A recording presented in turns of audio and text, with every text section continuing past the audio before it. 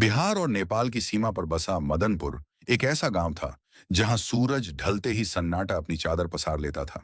गांव के आखिरी छोर पर घने बरगद के पेड़ों के बीच छिपी एक विशाल पुरानी हवेली थी। राय बहादुर की हवेली। 80 साल पुरानी इस हवेली के बारे में गांव के बच्चे बूढ़े सब जानते थे कि वहां कोई रहता नहीं है। फिर भी वहां से कोई ना कोई आवाज आती रहती है। कभी पायल की छनक, कभी किसी बच्चे के सिसकने की आवाज, तो कभी किसी भारी चीज के घसीटे जाने की सरसराहट। नितिन एक ऐसा लड़का था जिसे इन सब बातों पर रत्ती भर भी भरोसा नहीं था। वह दिल्ली में रहकर पैरानॉर्मल इन्वेस्टिगेशन, अदृश्य शक्तियों पर रिसर्च का एक यूट्यूब चैनल चलाता था। उसके लाखों सब्सक्राइबर्स थे, लेकिन वह हर जगह कैमरों और गैजेट्स के साथ जाता और साबित कर देता कि भूत प्रेत सिर्फ एक दिमागी वहम या हवा के दबाव का नतीजा है। जब उसके एक फॉलोअर ने मदनपुर की इस हवेली के बारे में ईमेल भेजा, तो नितिन के चेहरे पर एक कुटिल मुस्कान आ गई।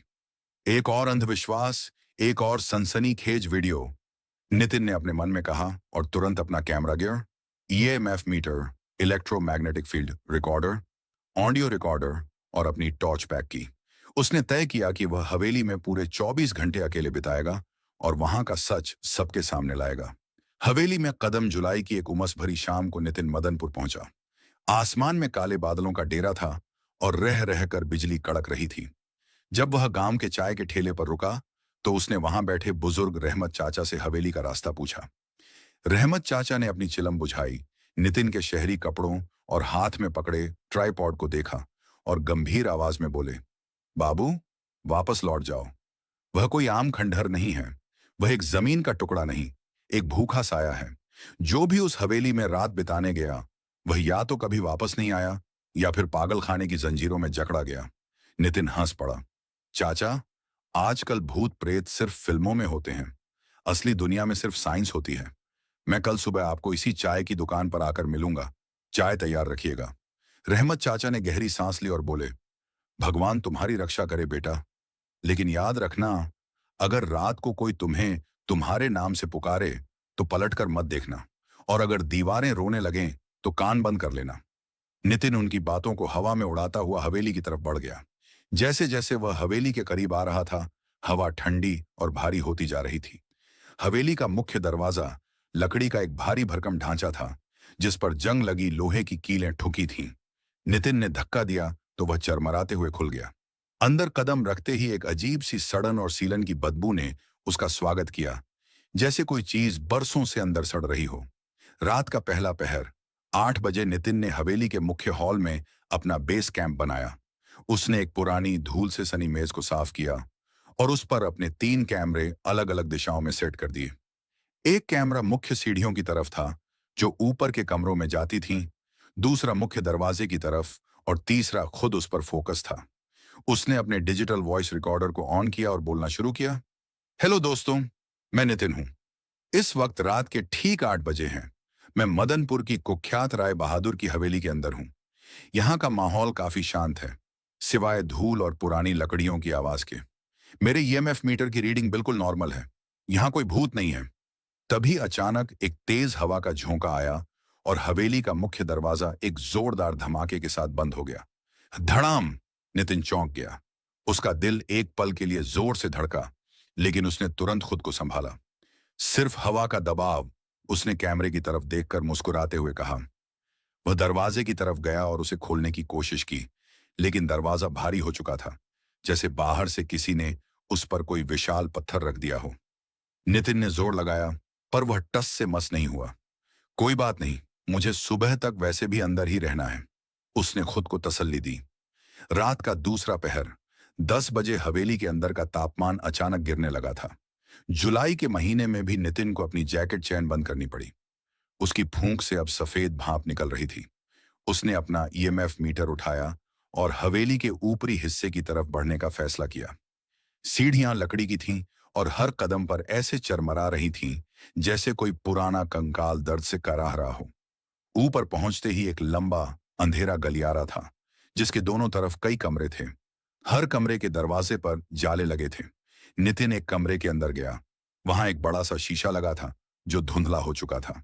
नितिन ने जैसे ही शीशे के सामने जाकर अपनी टॉर्च चमकाई, उसे लगा कि शीशे के अंदर उसकी परछाई के ठीक पीछे कोई और भी खड़ा है। एक लंबा विकृत चेहरा जिसकी आंखें पूरी तरह सफेद थीं और मुंह अजीब तरह से खुला हुआ था। नितिन झटके से पलटा। पीछे कोई नहीं था। उसने गहरी सांस ली। दिस इज इल्यूजन, ये सिर्फ भ्रम है। अंधेरे और रोशनी के खेल से ऐसा लगता है। उसने अपना ईएमएफ मीटर शीशे के पास ले गया। अचानक मीटर की सुई लाल निशान पर पहुंच गई और उसमें से एक तीखी चीखने जैसी आवाज आने लगी। Be keep. उसी पल पूरे गलियारे में एक धीमी सी हंसी गूंज उठी। वह किसी औरत की हंसी थी, ठंडी, क्रूर और दर्द भरी। कौन है वहां? नितिन ने चिल्लाकर पूछा। उसकी आवाज में पहली बार थोड़ा डर झलक रहा था। बाहर आओ, मैं कैमरों के साथ हूं। हंसी बंद हो गई, लेकिन उसकी जगह एक और आवाज ने ले ली। टप टप टप। ऐसा लगा जैसे छत से पानी टपक रहा हो। नितिन ने अपनी टॉर्च ऊपर की तरफ की। छत से पानी नहीं, बल्कि गाढ़ा लाल खून टपक रहा था। वह खून सीधे नितिन के जूते पर गिरा। नितिन पीछे हटा, उसका पैर फिसला और वह सीढ़ियों की तरफ भागा। वह भागते हुए मुख्य हॉल में वापस आ गया। हांफते हुए अपनी मेज के पास बैठ गया। आधी रात 12 बजे का सन्नाटा रात के 12 बज चुके थे। हवेली के बाहर आंधी तूफान शुरू हो चुका था। खिड़कियों के शीशे हवा के थपेड़ों से खड़खड़ा रहे थे। नितिन ने अपने कैमरे की फुटेज चेक करने की सोची। उसने लैपटॉप खोला और सीढ़ियों वाले कैमरे की रिकॉर्डिंग देखने लगा। जो उसने देखा, उसने उसकी रीढ़ में एक ठंडी लहर दौड़ा दी। वीडियो में जब नितिन ऊपर के कमरे में गया हुआ था, तब सीढ़ियों से एक परछाई नीचे उतर रही थी। वह परछाई इंसानी नहीं थी। उसके हाथ पैर अजीब कोणों पर मुड़े हुए थे और वह दीवारों के सहारे रेंगते हुए नीचे आ रही थी। वह परछाई नितिन की मेज तक आई, कैमरे के बिल्कुल करीब अपना चेहरा लाई। कैमरे की स्क्रीन पर सिर्फ दो बड़ी, जलती हुई लाल आंखें दिखाई दे रही थीं और फिर वह मेज के नीचे छिप गई। नितिन का शरीर सुन्न हो गया। उसका लैपटॉप हाथ से छूटते छूटते बचा। वह मेज के नीचे छिप गई थी और नितिन इस वक्त उसी मेज के ठीक सामने बैठा था। नितिन की हिम्मत नहीं हो रही थी कि वह मेज के नीचे देखे। उसने धीरे धीरे अपने पैर पीछे खींचे। तभी उसे महसूस हुआ कि मेज के नीचे से एक बेहद ठंडी सड़ती हुई हवा उसके पैरों को छू रही है। और फिर एक बर्फीला सूखा हाथ मेज के नीचे से निकला और उसने नितिन के टखने को कसकर पकड़ लिया। आहा! नितिन चीख पड़ा। उसने पूरी ताकत से अपना पैर झटका और पीछे गिरा। टॉर्च हाथ से छूटकर दूर जा गिरी और हॉल में केवल कैमरों की हल्की स्क्रीन लाइट रह गई। मेज के नीचे से वह चीज बाहर निकली। वह एक औरत का कंकाल नुमा शरीर था, जिस पर मांस के लोथड़े लटक रहे थे। उसके बाल बिखरे हुए थे और उसकी गर्दन एक तरफ पूरी तरह टूटी हुई थी। वह सीधे खड़ी नहीं थी, बल्कि चारों हाथ पैर पर मकड़ी की तरह चल रही थी। तुम यहां क्यों आए? उस साय के मुंह से एक ऐसी आवाज निकली जो एक साथ कई लोगों के चिल्लाने जैसी लग रही थी। नितिन ने अपनी जान बचाने के लिए दौड़ लगा दी। वह मुख्य दरवाजे की तरफ भागा और उसे पीटने लगा। बचाओ, कोई है? रहमत चाचा, बचाओ! लेकिन बाहर तूफान का शोर इतना था कि उसकी आवाज बाहर नहीं जा सकती थी। रात का तीसरा पहर, 2 बजे दीवारों का रोना, वह साया धीरे धीरे नितिन की तरफ बढ़ रहा था। नितिन ने देखा कि पास ही में एक छोटा सा तहखाना, बेसमेंट का दरवाजा था। उसने बिना सोचे समझे उस दरवाजे को खोला, अंदर कूद गया और अंदर से कुंडी बंद कर ली। तहखाने में घनघोर अंधेरा था। नितिन के पास न टॉर्च थी, न उसका फोन, जो मेज पर ही छूट गया था। उसके पास सिर्फ एक माचिस की डिब्बी थी, जो उसकी जेब में पड़ी थी। उसने कांपते हाथों से एक तीली जलाई। माचिस की हल्की रोशनी में उसे जो दिखा, उसने उसके होश उड़ा दिए। तहखाने की दीवारें साधारण नहीं थीं। उन दीवारों में इंसानी चेहरे धंसे हुए थे।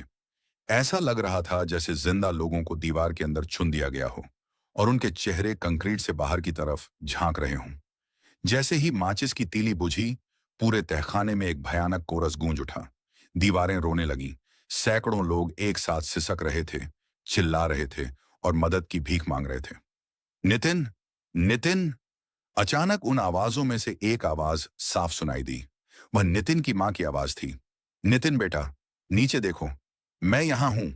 आवाज फर्श के कोने से आई। नितिन ने कांपते हुए एक और माचिस की तीली जलाई। उसने कोने में देखा। वहां उसकी मां का चेहरा दीवार में ढंसा हुआ था और उसकी आंखों से खून के आंसू बह रहे थे। नहीं, ये सच नहीं है। ये सब मेरा वहम है। मैं पागल हो रहा हूं। नितिन ने अपने दोनों हाथों से कान बंद कर लिए और चिल्लाने लगा। उसे याद आया कि रहमत चाचा ने कहा था, अगर दीवारें रोने लगे तो कान बंद कर लेना और पलट कर मत देखना। लेकिन वह आवाजें उसके दिमाग के अंदर गूंज रही थीं। नितिन, हमारे पास आ जाओ। यहां बहुत ठंड है। हमें तुम्हारी जरूरत है। भोर का आखिरी खौफ। 4 बजे तहखाने का दरवाजा अचानक तड़क कर टूट गया। वह मकड़ी जैसी औरत अंदर दाखिल हुई। उसके पीछे कई और साए थे। बिना चेहरे के मर्द, कटे हुए अंगों वाले बच्चे। वे सब नितिन की तरफ बढ़ रहे थे। नितिन दीवार से सटकर खड़ा हो गया। अब भागने का कोई रास्ता नहीं था। वह साया नितिन के बिल्कुल करीब आ गया। उसकी ठंडी सांसें नितिन के चेहरे पर महसूस हो रही थीं। उसने अपना सूखा, नुकीले नाखूनों वाला हाथ नितिन के सीने पर रखा। नितिन को लगा जैसे उसका दिल जम रहा हो। तुमने कहा था कि हमारा कोई वजूद नहीं है, उस औरत ने फुसफुसाते हुए कहा। अब तुम भी हमारे वजूद का हिस्सा बनोगे। नितिन की आंखों के सामने अंधेरा छाने लगा। उसने आखिरी बार चिल्लाने की कोशिश की, लेकिन उसके गले से आवाज नहीं निकली। उस साए ने नितिन को खींचकर दीवार की तरफ धकेलना शुरू किया। नितिन का शरीर धीरे धीरे उस पुरानी सीलन भरी दीवार के अंदर धंसने लगा। ईंटें और गारा उसके मांस में समाने लगे।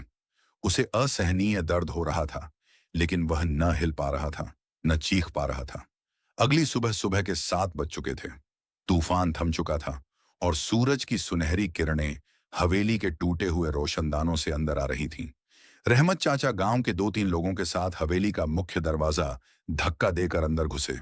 अंदर सब कुछ शांत था। मेज पर नितिन का लैपटॉप खुला हुआ था। कैमरे अपनी जगह पर लगे थे। नितिन बाबू, कहाँ हो? रहमत चाचा ने आवाज लगाई। कोई जवाब नहीं आया। वे तहखाने की तरफ गए, जिसका दरवाजा टूटा हुआ था। जब उन्होंने अंदर अपनी टॉर्च चमकाई तो वहां कोई नहीं था।